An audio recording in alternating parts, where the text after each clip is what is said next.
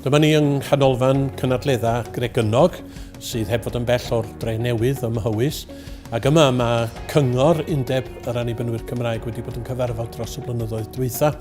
A'r Cyngor ydy prif fforwm trafod yr undeb lle mae cyfundebau, 15 o gyfundebau, sef ardaloedd, eglwysi mewn ardaloedd ydy cyfundebau, maen nhw'n dod at ei gilydd, a maen nhw'n dod â'u syniadau, maen nhw'n dod â'u hawgrymiadau, maen nhw'n cael eu trafod yma, ac wedyn o bosib maen nhw'n dod yn rhan o weithgarwch neu o bolisia yr undeb i'r dyfodol.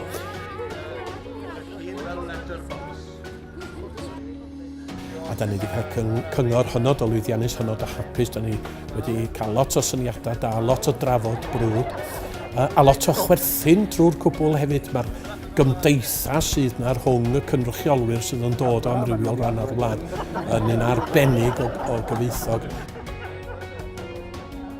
Ond dwi'n mynd â ryw nodyn arbennig yn fy meddwl hefyd, oherwydd yn rhyfedd iawn i gydnabod hynny fel hyn. Hwn ydy'n nghyngor olaf i yn mynd i fod. Oherwydd bod yna 6 mis ar ôl tan y byddai i yn ymddeol, does na ddim cyngor arall tan ar ôl i mi fynd. Ac felly mi oedd yna ryw ffarwelio bach yn digwydd yn y cyngor yma.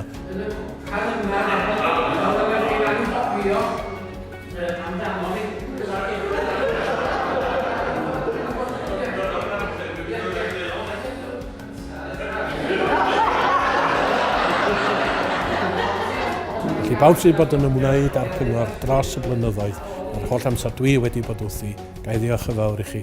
Mae wedi bod yn blesar mawr cael cydweithio hefo chi a phob bendith i'r cyngor ac i chitha yn y blynyddoedd sydd i ddod.